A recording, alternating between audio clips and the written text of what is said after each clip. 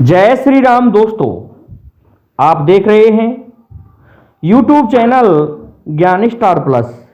तो दोस्तों, आप सभी का हार्दिक स्वागत और अभिनंदन। दोस्तों, आज हमने आपके लिए कमेंट चुना है श्रीमान गिरिराज बघेल, शांका कला, जिला गुना, मध्य प्रदेश का।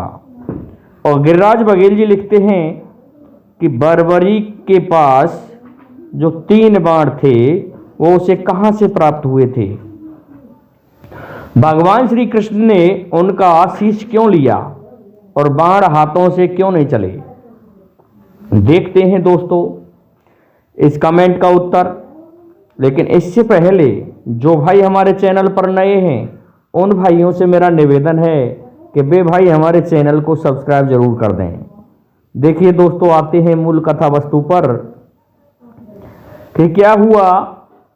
बर्बरीक घटोत्कच का पुत्र बर्बरीक, जो कि बहुत ही शक्तिशाली था, भीम का पौत्र, मौरवी से उत्पन्न हुआ था। और इतना शक्तिशाली कैसे हो गया। वीर बर्बरीक ने अपने माता पिता की सेवा की थी और मातृ और पितृभक्ति के कारण ही उनको ये 3 बाण प्राप्त हुए थे। अपने माता और पिता की सेवा के उपरांत इन्हें आदेश दिया गया तो इन्होंने भगवान शिव की तपस्या की। भगवान शिव प्रसन्न हुए और भगवान शिव ने इन्हें 3 बाण दिए। और इन बाणों की विशेषता क्या थी दोस्तों कि एक बाण से ये एक लोक को नष्ट कर सकते थे। इस तरह के वेपन्स थे दोस्तों वे। इस प्रकार से 3 बाणों से इस संसार को ही समाप्त कर सकते थे। अब देखते हैं दोस्तों इनके बाणों की विशेषता। इनके बाणों की विशेषता, जब महाभारत का युद्ध आरंभ होने जा रहा था तो उससे पहले भगवान श्री कृष्ण को यह पता चला कि बर्बरीक युद्ध के मैदान में आ रहा है। और उनकी दादी माँ हिडिंबा ने यही कहा था कि पुत्र तुम हारे की तरफ रहना।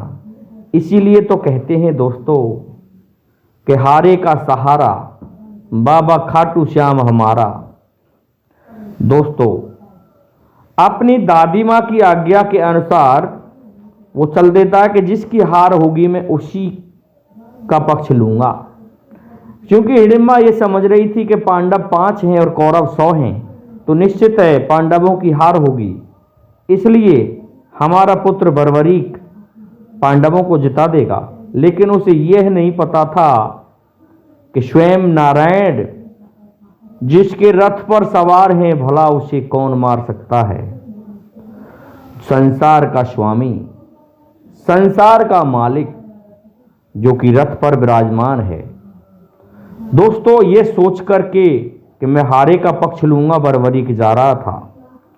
उधर से भगवान कृष्ण ने ब्राह्मण का वेश धारण किया और पहुंच गए बर्बरीक के पास। कहा, वीरवर, आपके तरकश में केवल 3 बाण हैं। आप कहां जा रहे हैं? कि मैं युद्ध में जा रहा हूं। कि पक्ष किसका लोगे? कि मैं हारे पक्ष का लूंगा पक्ष। इस बात को सुन के भगवान कृष्ण भी स्तब्ध रह गए। कहने लगे, तो फिर इन 3 बाणों से आप क्या कर सकते हो? कि मेरे ये बाण अचूक हैं। मैं एक बाण से ही संपूर्ण संसार को नष्ट कर सकता हूं। एक ही बाण में मैं महाभारत युद्ध को समाप्त कर सकता हूं। इसलिए ये 3 बाण ही काफी हैं। कहने लगे, हमारी समझ में नहीं आया। भगवान कन्हैया ने कहा, कैसे कर दोगे?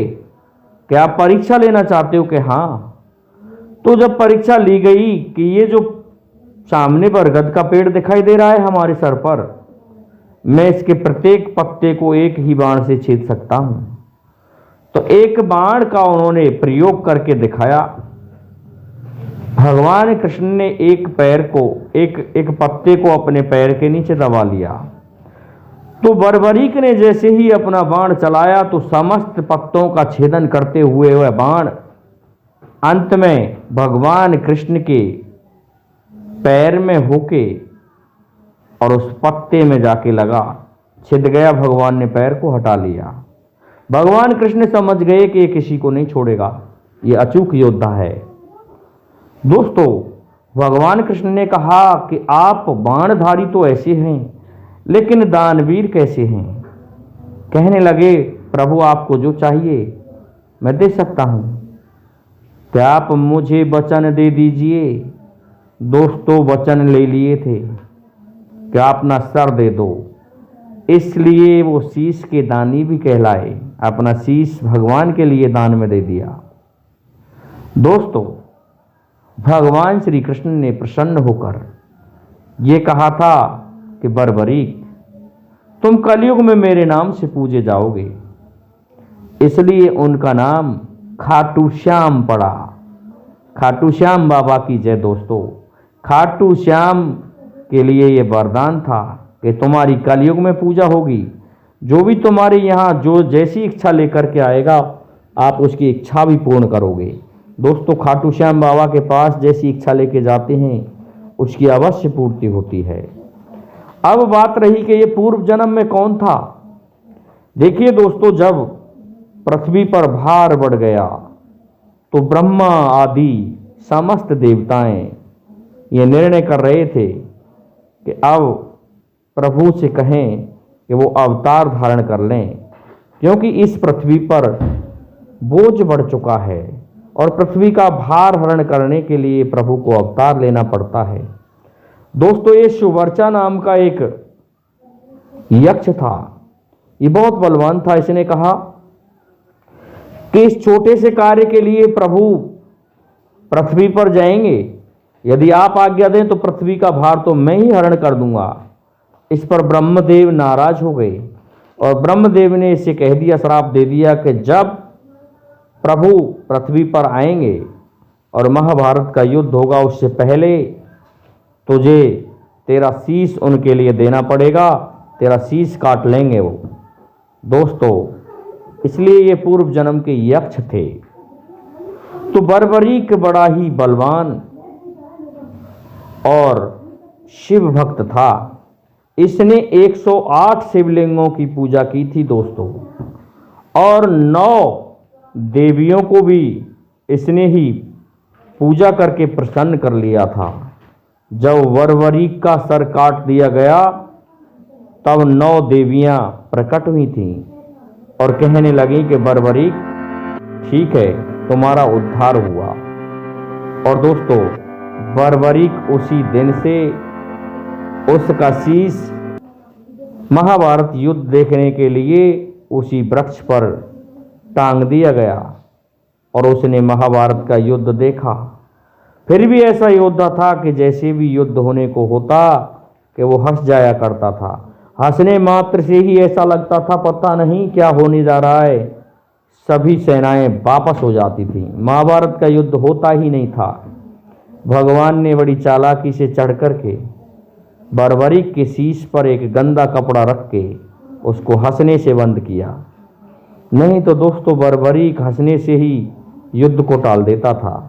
ऐसा था बर्बरीक, जो कि आज वरदान के अनुसार कलयुग में सत्य हो रहा है और बाबा खाटू श्याम के नाम से पूजा जा रहा है।